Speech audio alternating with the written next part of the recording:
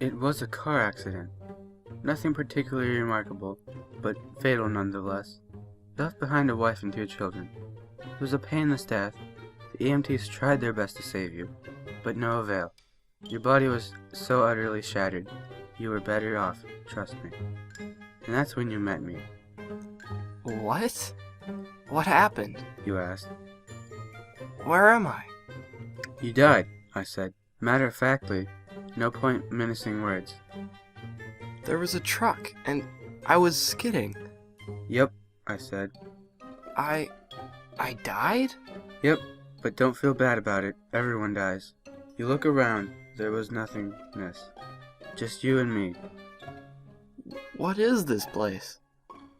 you asked. Is this the afterlife? More or less. Are you God? Yep, I'm God. My kids? My wife? What about them? Will they be alright? That what I like to see, I said. You just died, and your main concern is your family. That's good stuff right there.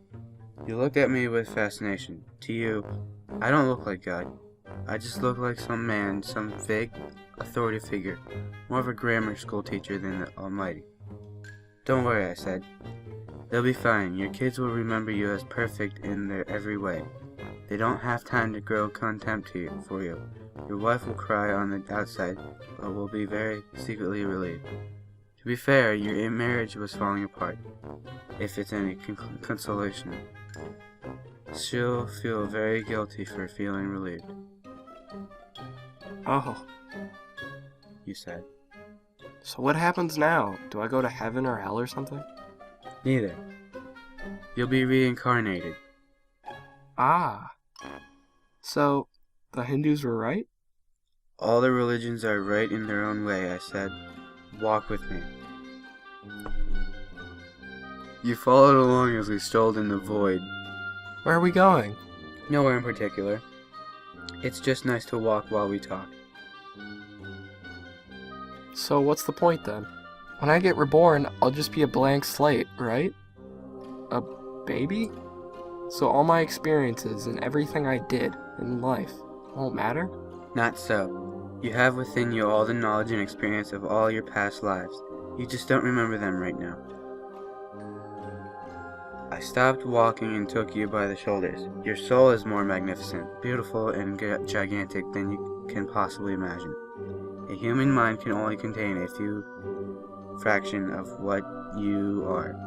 It's like sticking your finger in a glass of water to see if it's hot or cold. You put a tiny part of yourself into the vessel, and when you bring it back out, you gain all the experience it had.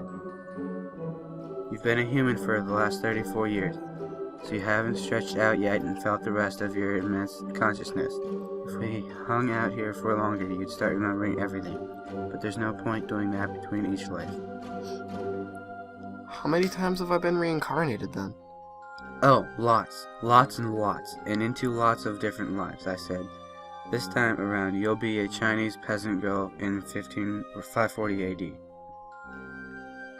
Wait, what? You're sending me back in time? Well, I guess technically, time as you know it only exists in your universe. Things are different where I come from. Where you come from? Oh, sure. I come from somewhere else, and there are others like me. I know you'll want to know what it's like there, but you honestly won't understand. Alright then. A little letdown. But wait, if I get reincarnated to other places in time, could I have interacted with myself at some point?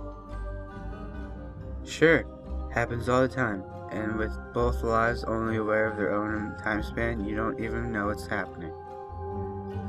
So, what's the point of it all? Seriously. Asking me for the meaning of life? Isn't that a little stereotypical? Well, it's a reasonable question. I looked in your eye. The meaning of life. The reason I made this whole universe is for you to mature. You mean mankind? You want us to mature? No, just you. I made this whole universe for you. With each new life you grow in maturity and become a larger and greater intellect. Just me? What about everyone else? There is no one else, I said. In this universe, there's just you and me. He stared blankly at me. But all the people on the earth.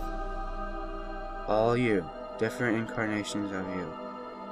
Wait, I'm everyone? Now you're getting it, I said with a congratulatory slap on the back. I'm every human who ever lived? Or who will ever live, yes. I'm Abraham Lincoln? And you're John Wilks Booth, too, I added. You fell silent.